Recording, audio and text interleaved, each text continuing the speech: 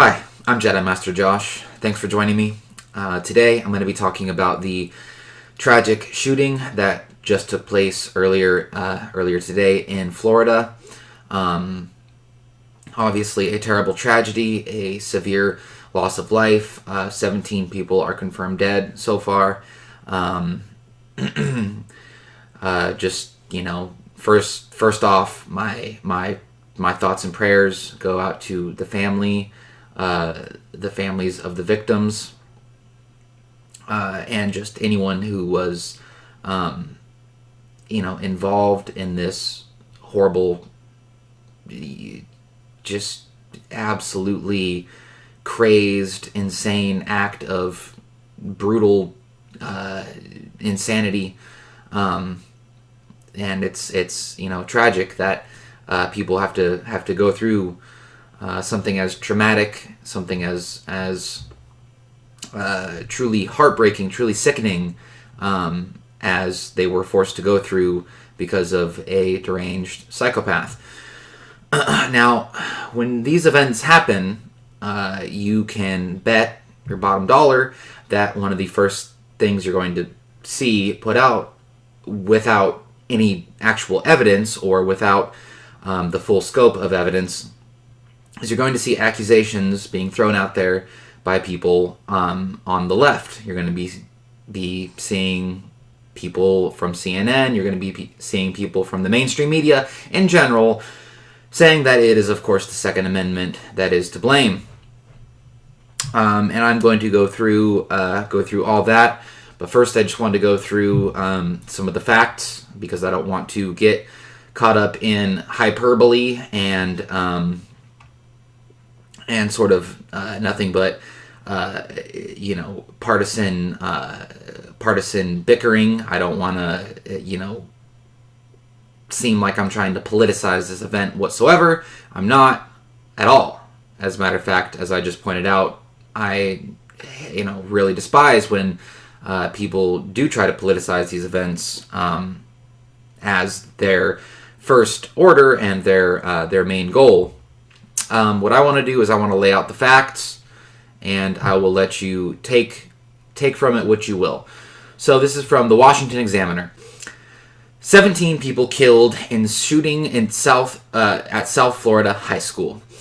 17 people died Wednesday after a shooter opened fire at a high school in Parkland, Florida, police said.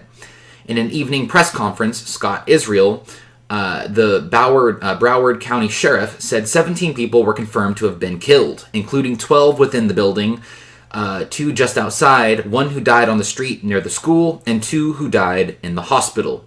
Israel identified the shooting suspect as Nicholas Cruz, 19, who had been previously expelled from Marjorie Stoneman Douglas High School, where the shooting took place. And now I want to play a video of the sheriff himself discussing some information about the shooter. So let's roll that video. Tell us about him. What can you tell us about him? We understand he may be a former student. He's 19 years old. He was born in 1998 in September. He was a former student of Douglas High School. He got expelled for disciplinary reasons. I don't know the specifics. I think he might have surfaced at Taravella High School. We're still trying to confirm that. And this morning when he woke up, whether he was a student or not, I don't know. So, as you can see there, the sheriff alludes to the shooter being troubled. He alludes to the fact that the shooter was apparently banned from the school, at least in some capacity, prior to this event, a year prior to this event taking place, or last year, rather, maybe not a year exactly. The story, the article continues. 17 victims were brought to Broward Health, a system of medical facilities in South Florida. Doctors with the hospital system told reporters during a press conference Thursday evening. 3 remain in critical condition and 3 are stable. Several patients are still in surgery, they said. Cruz was also brought to the hospital, but was later released into police custody. Students and adults are among the victims, although Israel could not confirm whether any were teachers. Earlier in the afternoon, Cruz was found alive in Coral Springs, Florida by a police officer with the Coconut Creek Police Department. He was taken into custody. Israel also said police found an AR-15 style rifle along with multiple magazines, quote unquote. The suspect allegedly fired shots both outside and inside of the school at varying times, Israel said. So, I mean, clearly just a horrific event, just a terrible event that took place. You know, the bottom line is you had a absolute psychopath who seems to, anyone who would do something like this is obviously mentally deranged, but this person apparently saw fit to have his mental disturbances manifest themselves in the murder of innocent people. And as the sheriff alluded to, it seems that the shooter was indeed barred from being at the school, and it was because apparently he had made threats to the school previously. And I want to go now to a video from Fox News earlier today where they give some more info about the suspect. Let's go to that video. With some new information just coming into us, Trace.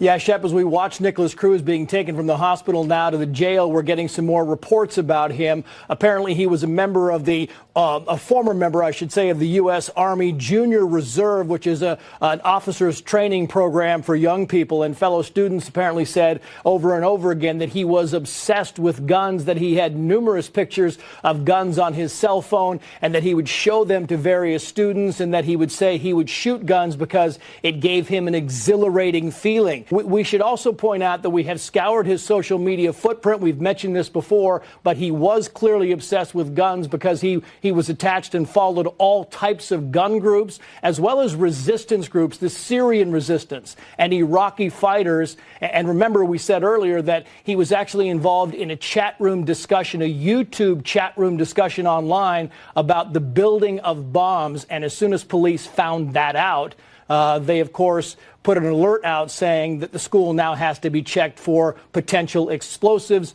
As far as we know, Shep, no explosives have been found so far. They are still going room to room, space to space, checking out the school. And, of course, none of the fatalities have been brought out of the school so far. Shep. Trace Gallagher with that new information. Trace, thanks very much. So some key points. So apparently this guy was in the Military Junior Reserve, a sort of officer training program.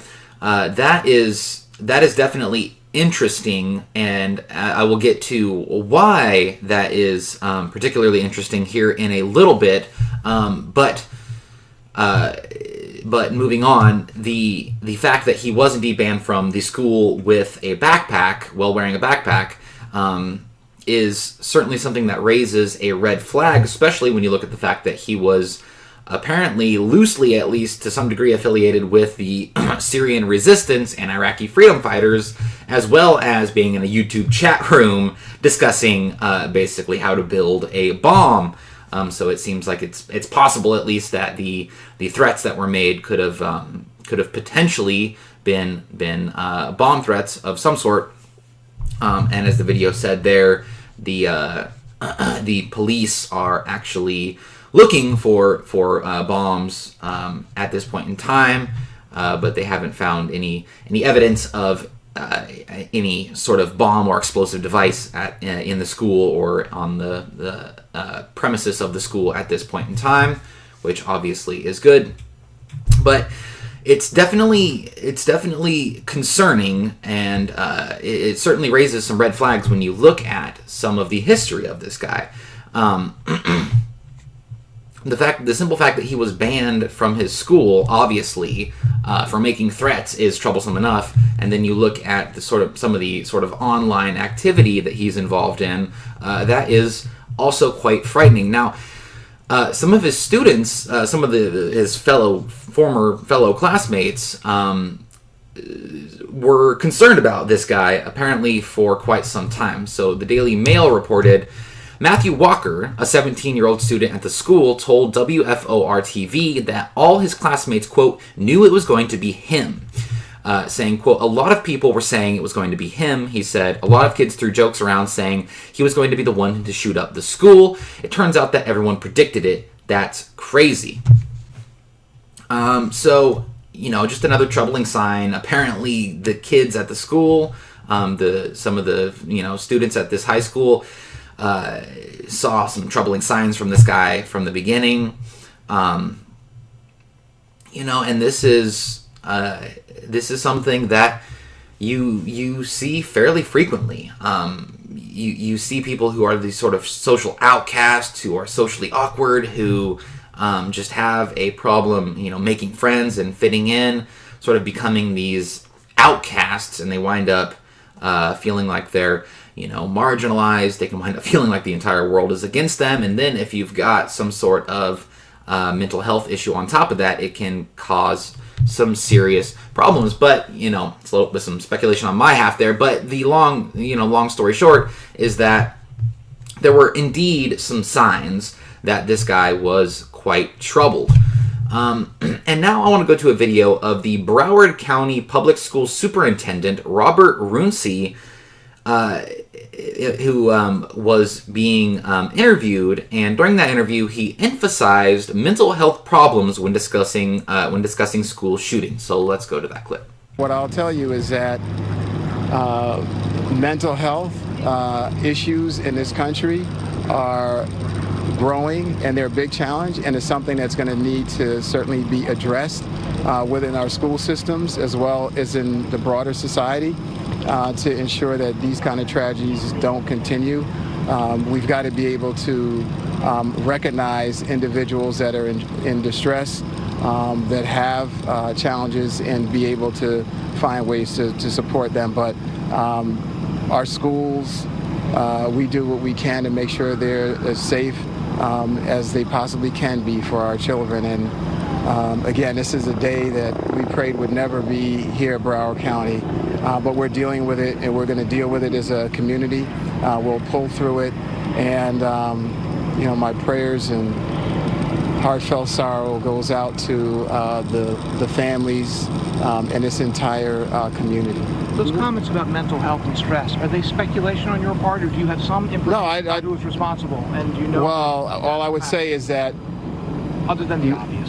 Other than the obvious, is correct. No, I don't. No sane person is going to go and commit such an atrocity. So I would say that it is something that we have to deal with. But it's not. This guy made sure to say that he's not saying that we knew that this particular person had any mental health issues, but he is saying that mental health issues are a problem for the country, and there's something that needs to be addressed in a more effective manner. And he also clearly said that anyone who would engage in this sort of activity, clearly has some mental health problems.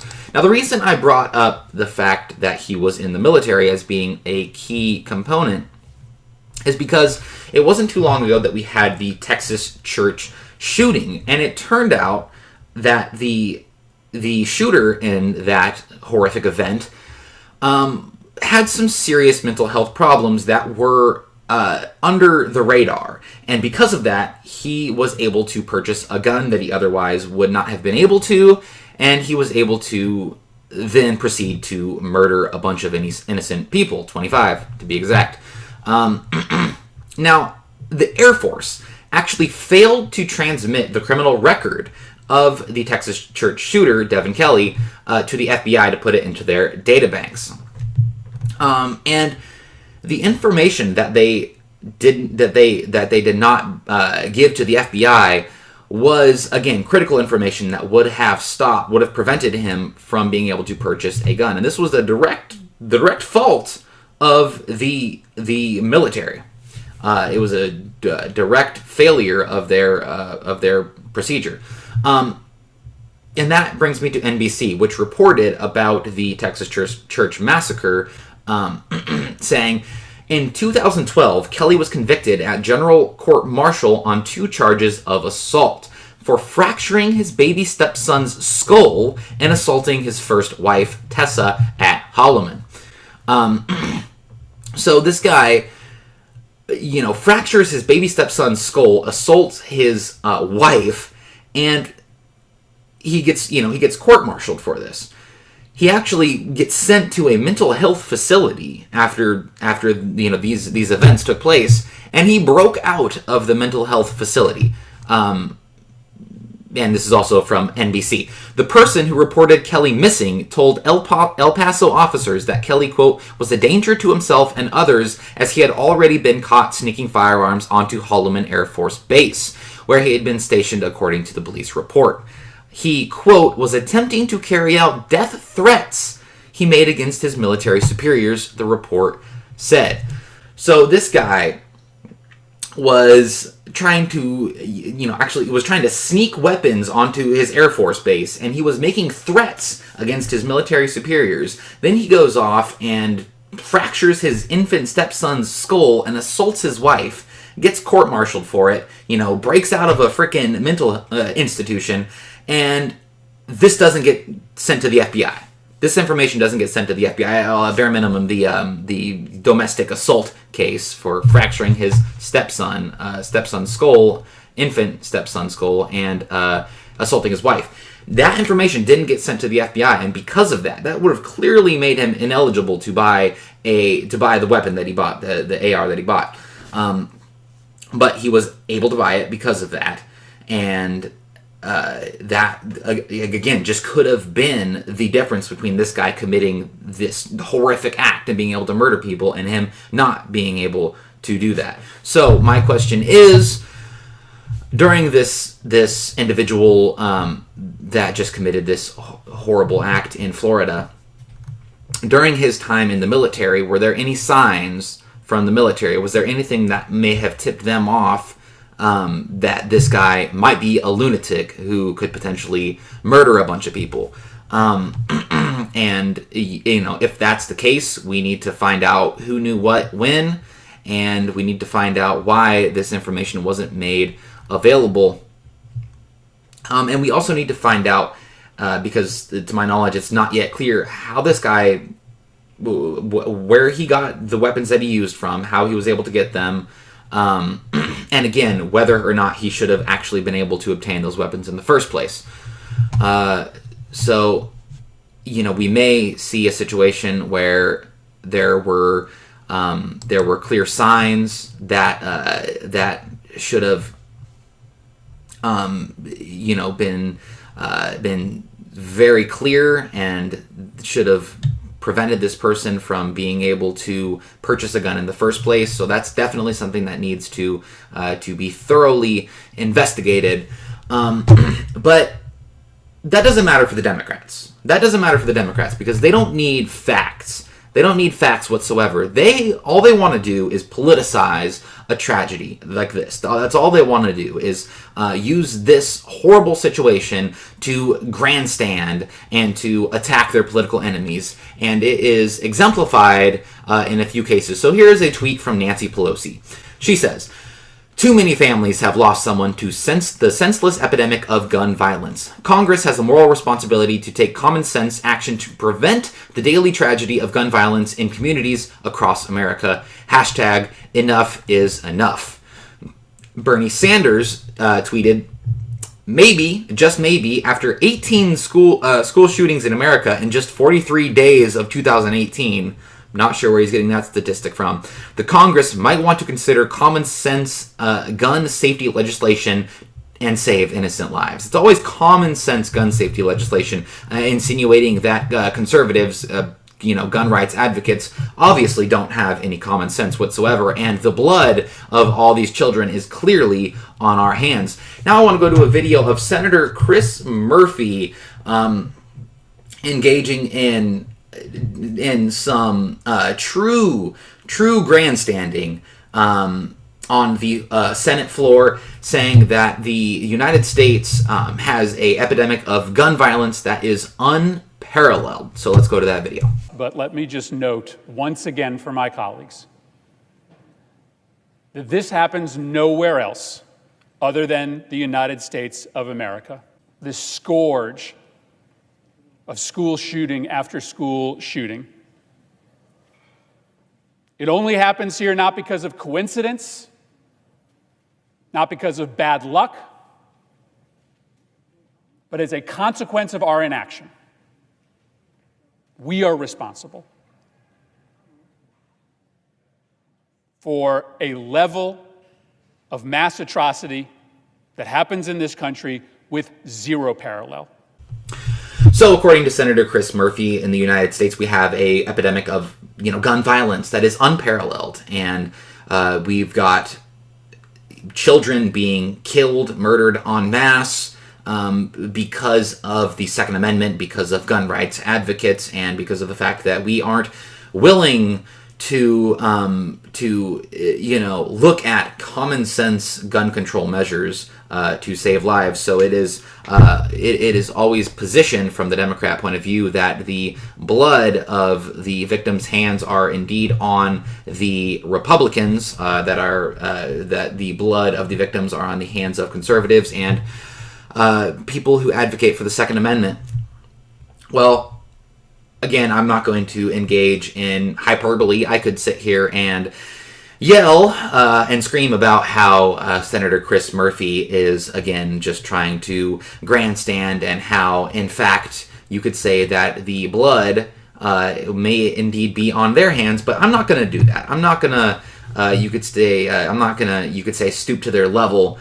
What I'm going to do is I'm going to stick to facts. And I'm going to, again, let you decide for yourself what you think. I'm going to let you decide if you think that the United States has an unparalleled problem when it comes to gun violence.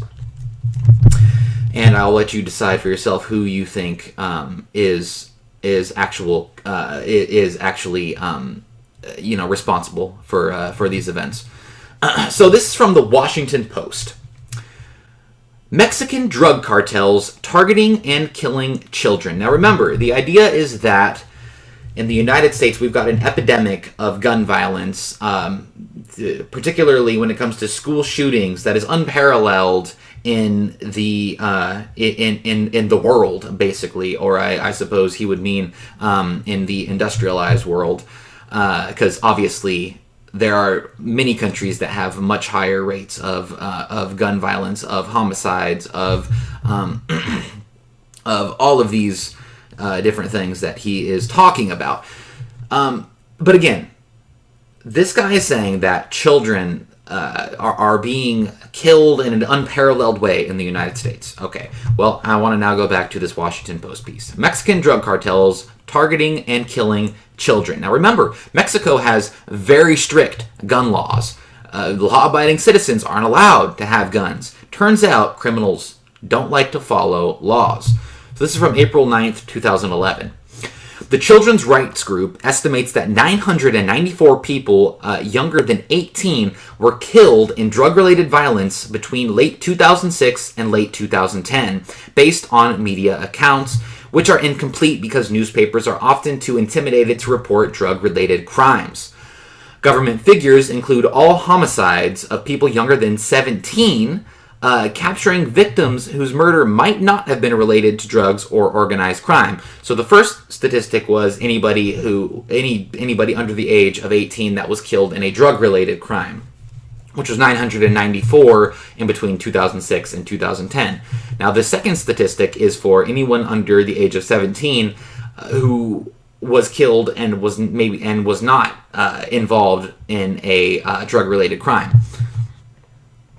In 2009, the last year for which there is data, 1,180 children were killed, half of them in shootings. So in the year 2009 alone, you had over 500 children that were killed from being shot, from shootings in Mexico, a place where they again have very strict gun control measures. So you don't hear the media grandstanding about those children that are being killed. You don't hear them talking about the gun violence in Mexico from the cartels and from all of the other criminal activity going on that results in these massive numbers of people and children being murdered every year.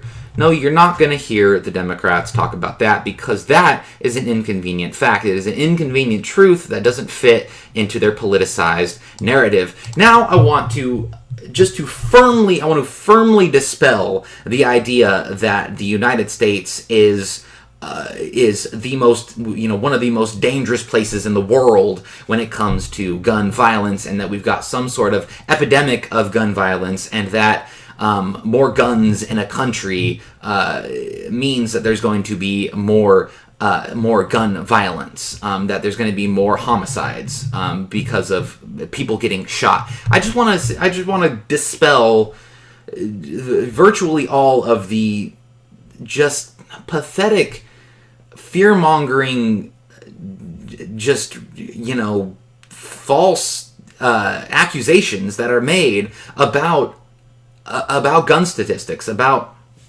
the Second Amendment, about the United States, and about mass shootings. Okay, so I want to go to Wikipedia. This page shows the firearm-related death rate per 100,000 population per year. So the death rate per 100,000 population per year. So let's go to Mexico. All right, you look at Mexico. The total, which is the first number, the total amount of firearm-related death, homicides, just deaths in general, firearm-related deaths in general in Mexico was 7.64 for every 100,000 people. Okay, now we move on to 2 slots over. You can see a number that is 6.34. Now, this number here is the amount of homicides. This is the amount of people that were murdered by guns. The amount of people that were murdered by people shooting them, by people being shot. And what you see here is that number is 6.34 for every 100,000 people. So you can see the vast majority of their the total amount of gun-related deaths comes from homicides, 6.34 for every 100,000. Now, the next number over here is the suicide rate, okay? If you look at the suicide rate in Mexico, it is very, very low, 0.44. So almost none of the deaths, or very, very few deaths are in Mexico are attributed, firearm-related deaths are attributed to suicide. All right, now, finally, at the very end here, you will see the number 15. That represents the amount of guns per 100 people in Mexico. So for every 100 people, there's roughly 15 guns. Okay, 15 guns per 100 people, 6.34 homicide rate, 7.64 total gun-related death rate. All right. Now let's go to the United States, which is supposed to be just one of the worst places in the world. Everybody's shooting everybody, apparently. All right. Well, you look at the United States, and indeed, we have a total gun-related death rate of 10.54 for every 100,000 people. Now, that is quite high, you would say. My, oh my, that is indeed higher than Mexico's, which has much stricter gun laws. So perhaps stricter gun laws are better.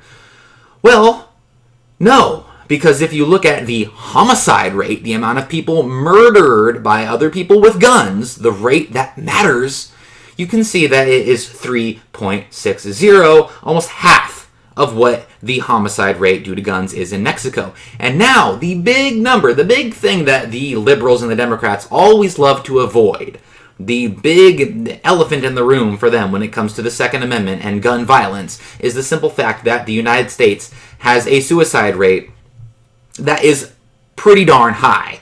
Okay, now if you look at the statistic here, it says 6.30, almost double the amount of people that are murdered by guns actually kill themselves with guns, commit suicide with guns. Our suicide rate is 6.30 for every 100,000, makes up well over half of the 10.54 total. So if you look at our homicide rate with guns compared to Mexico, you can see clearly it is much lower. And finally, if you look at the amount of guns per 100 people in the United States, there are apparently more guns than people in the United States, because there is 101.0 guns for every 100 people in the United States. So as you can see there, Mexico has way less guns per 100 people. They only have 15 guns compared to 101 for every 100 in America. Way less guns in Mexico. But there is way more. There's way more gun-related death. There's way more homicides that are committed by people using a firearm, using a gun, in Mexico. So clearly, what you see here is the simple fact that just because you've got more guns in a country does not mean that there's going to be less violence. And just because you have gun control laws, even very strict gun control laws as they do in Mexico, that does not mean that people are not going to have guns and that they are not going to kill each other. There are a ton of factors that go into this kind of thing. One of the main ones, obviously, would be the amount of the prevalence of drugs and crime in an area of which obviously Mexico has a lot of. Now, finally, I want to go to one more country just to even dispel all the BS even more. Okay, I want to go to Switzerland. Let's look at Switzerland. The total rate only 3.01. Very low rate altogether for their total. But now I want you to look at their homicide rate. 0.21. It is one of the lower homicide rates in the world. All right. Their suicide rate, however, is 2.74. So, that is actually fairly high. Now, if you look at the amount of guns that they have per person, it is 24.45. So they have more guns than they do in Mexico. And if you look at the gun laws in Switzerland, they are very, very loose. They have a very armed citizenry, and they are one of the countries that has one of the closest things to a Second Amendment, you could say, it has the closest thing to a Second Amendment than most other countries, obviously, other than the United States.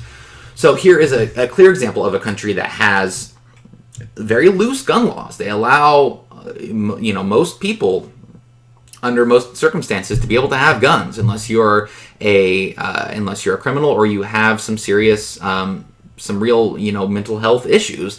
You can own a firearm. In fact, they encourage you to own a firearm in Switzerland to be part of the sort of national defense. And you can see here is just another clear example, one of the lowest rates of homicide in the world, and it is a country that allows its citizenry to be armed. So what you can see here clearly is that the amount of guns in a country doesn't necessarily mean there's going to be more gun violence, and the amount of gun control measures that you implement doesn't mean that there's going to be less crime and less people being shot. It turns out, again, that criminals don't follow the law. Now, I want to go now to a point that I think is very important and I think illustrates a key aspect of this whole conversation. So in the United States, we have certain areas of the country that are very violent. That are overrepresented wildly in terms of the amount of violent crime that occurs in those particular areas. Now, one of the most infamous areas is Chicago. Chicago has a absurd murder rate. It is so dangerous that in some cases there have been points where you're actually more likely to be shot and killed in Chicago than you would be if you were roaming around in, say, Mogadishu. So that's again why some people call it Chirac.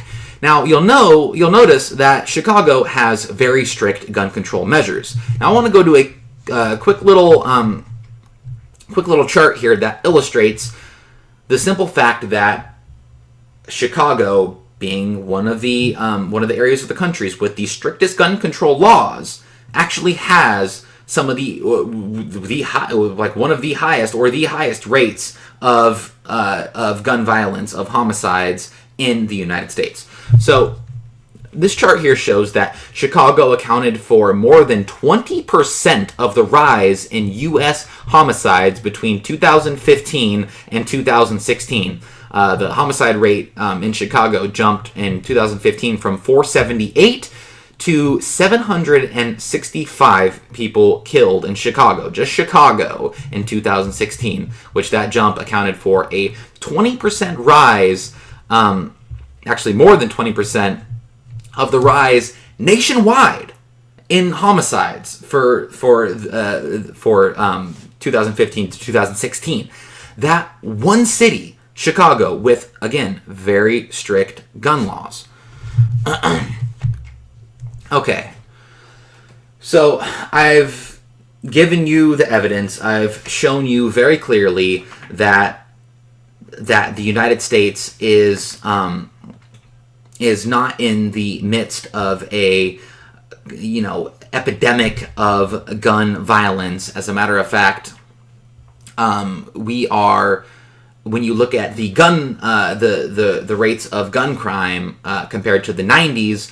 Gun crime is down dramatically, and you look at the amount of guns that have the gun ownership in the United States, and the amount of guns just period in the United States since that period of time, it has gone up. So the amount of guns in the United States has gone up. The crime rate, the amount of homicides, of gun violence, has gone down dramatically. Now, these incidents that happen, these mass shootings, they obviously get people emotional, and they can, they're just used by the politicians to just grandstand and to sort of try to progress their political agenda. But the fact of the matter is, that facts do matter, is that these shootings, these mass shootings, account for less than 1% of the total homicides that occur in the United States. And these are events that get highly, highly politicized, and I think it's very unfortunate, and I think people really need to just stick to the facts and try to evaluate the evidence that's out there, and to not try to jump to ridiculous conclusions. Now, that being said, there are some serious questions that need to be answered about this shooting. Obviously, one of them is the motive of this shooter. It seems like, from what we can gather, that he may have been a student who felt alienated, a student, somebody who was potentially mentally disturbed, and had difficulties at the school. Possibly he was socially awkward. Possibly he was unable to make friends. Perhaps he was bullied. I'm not sure exactly what happened. But what we do know is the students at the school were concerned about this guy. The faculty at the school was concerned about this individual. And he was forced to leave the school because he was making threats to the school. So we know that much.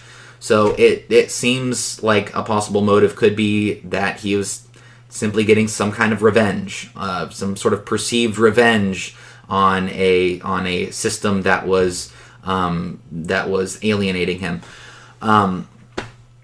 Obviously, the motive is key. We need to figure out what the motive is. Another thing we need to find out is, was this person on medication? We need to see if he was on any sort of mind-altering drugs, if he was on any sort of medication, any sort of Prozac-type medication, or anything that could potentially lead him to do something like this. Also, we need to find out if this person had a history of mental illness, because again, as was the case with Devin Kelly, the Texas church shooter, he did have a very serious record and history of being mentally disturbed, quite mentally disturbed. So we need to find out. We need to find out what sort of a record he has, if any, in terms of his mental capacity, and we need to, figure out just all the relevant facts. We need to figure out everything that we can, so we can find out why it happened and what we can actually do to prevent these things from happening in the future, and to make, obviously, our schools a safer place. Now, a serious point of concern for me is the fact that when you look at these shootings that take place, they almost inevitably take place in gun-free zones. So one thing that I think needs to be looked at, and looked at very seriously, is the idea of increased security in one form or the other at these schools. Now, one idea that I think might be useful is to allow faculty to actually conceal carry, because the fact of the matter is, when seconds count, police are minutes away, and the fact of the matter is, the only thing that stops a bad guy with a gun is a good guy with a gun. And what you have with these gun-free zones is areas that people know are unarmed, where people are unarmed, where they can go and just massacre people. So we need to start looking very seriously at allowing faculty to actually be armed, to be able to respond, because we know there are, heroic men and women that, in these situations, put themselves in the line of fire, put themselves in harm's way to save people's lives. And if they were able to actually effectively be able to put down an active shooter, that is something that could potentially save people's lives and end a tragic situation like this before it even has a chance to really begin. Also, another idea is to just increase security in general, even if it's just security guards or whatever. We need to start looking at real ideas that can make this country a safer place. Because the bottom line is, even if you took away if you had the strictest gun control laws in all of the United States, what would happen is the entire United States would turn into Chicago in a short period of time. Because the fact of the matter is, even if you completely make all guns illegal, all gun ownership illegal, that's not going to change the fact that there is a demand for this product. Look at the war on drugs. Look how effective that's been. It hasn't. You've got more drugs than ever. You've got more people addicted than ever. More people in prison because of drugs than ever. The fact of the matter is, criminals don't follow laws. And there's going to be a massive black market that is created. Just like there's a massive black market for guns in Chicago, there would be a massive black market around the country for guns. This is a country that has a long history of firearms. We're at a point where technology allows people to print anything they want using 3D printing technology.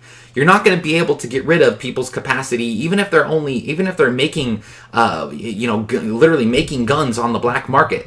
Guns are going to be made. They're going to be produced. They're going to be put out there. And the only thing that making them illegal would do would bring them completely out of the hands of law-abiding citizens, create a massive black market, and allow criminals to run that black market. So the point of the matter is, you're not going to get rid of guns in the United States.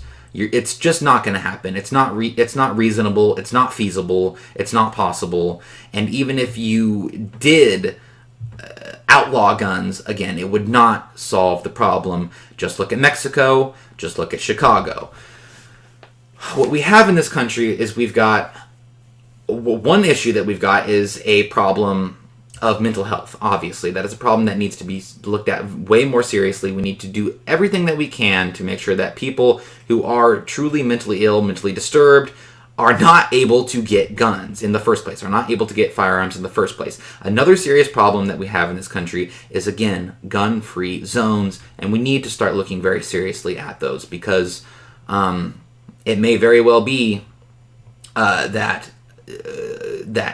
gun-free zones, mental illness, that these things, the lack of proper screening for mental illness, and all these different factors are the real contributing factors towards these horrific mass shooting events that absolutely everybody is repulsed by, both Republican and Democrat. So with that, thanks for watching the video. Please, share it. Leave a comment if you've got anything to say, anything to add. Any other topics you'd like to see me talk about. And yeah, so with that, I appreciate you watching this video. Have a wonderful day, and may the force be with you.